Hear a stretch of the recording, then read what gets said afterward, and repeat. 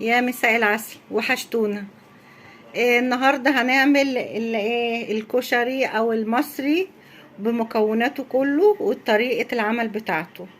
انا عندي جايبة في المكونات بتاعتي ربع كيلو مكرونة صغيرة، ربع كيلو مكرونة سباكيتي، نص عدس اسمر، ومقدارين من الرز، وهنا شعرية.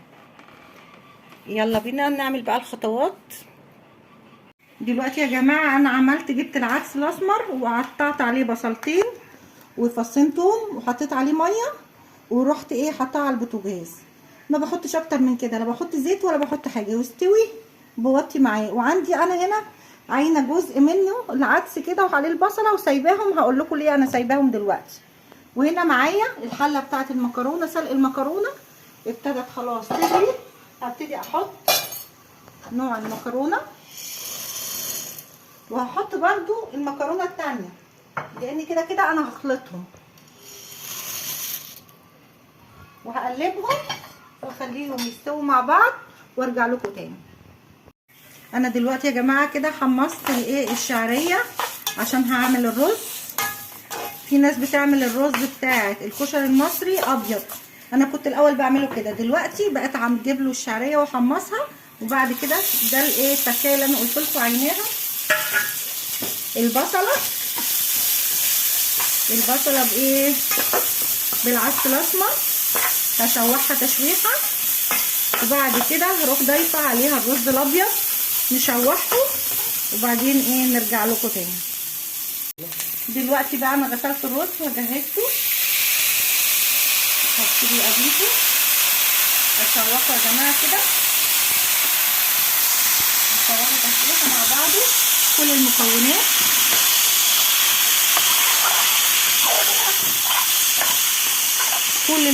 هتلاقي الطعم بقى مختلف غير الرز الابيض خالص.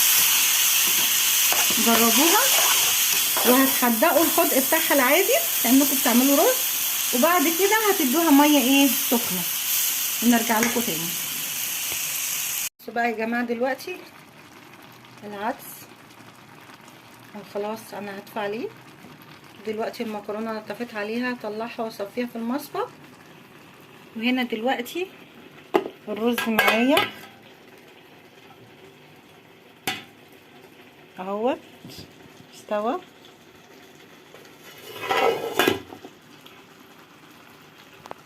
هنرجع لكم تاني. انا كده يا جماعه بعمل التومه بتاعه التسبيكه بتاعه الصلصه بتاعه الكشري. انا هنا خدت 3 معالق او 4 معالق من الزيت اللي انا قليت فيه البصل، بروح واخداه وحطاه هنا، يبقى بندي معايا كده، هيدي طعم وريحه رهيبه. هتلاقوا حاجات غامقه شويه دوت مطرح الزيت بتاع البصل اللي انا قاليه فيه. بعد كده خلاص هبتدي احط الطماطم. انا دلوقتي كده حطيت الطماطم عليها وهقلب تقليبه واسيبها لغايه لما تتسبك معايا. بعد كده هحط جزء عليه شطه وجزء عليه ساده، عشان اللي بيحب الحاجه اللي مش هتشطه ماشي مفيش مشكله. الحاجه اللي مثلا من غير شطه دي لو الاطفال او حد كبير ما بيحبش الشطه. هنا معايا بقى انا جهزت معايا البصله هنا معايا مقرمشه يا جماعه، وكده جهزتها. وخدت كمان على هنا المكرونه معلقتين من الزيت اللي انا قليت فيه البصل، ليه هيدي طعم وريحه، لكل وحدايه من المكرونه مش لازقه في التانية.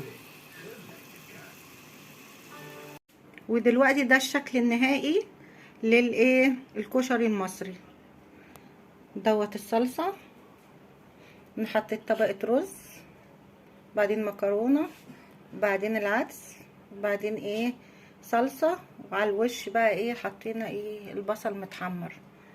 ودوت التوم بحط عليه ميه سخنه، بدقه واحط عليه ميه سخنه وخل وملح. وهنا نفس المكونات.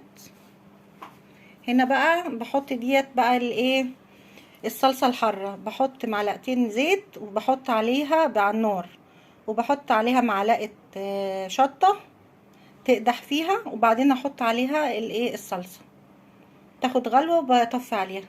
وهنا البصل المحمر، وهنا الصلصه العاديه من غير اي حاجه. يا رب الوصفه تكون ايه خفيفه وتعجبكم.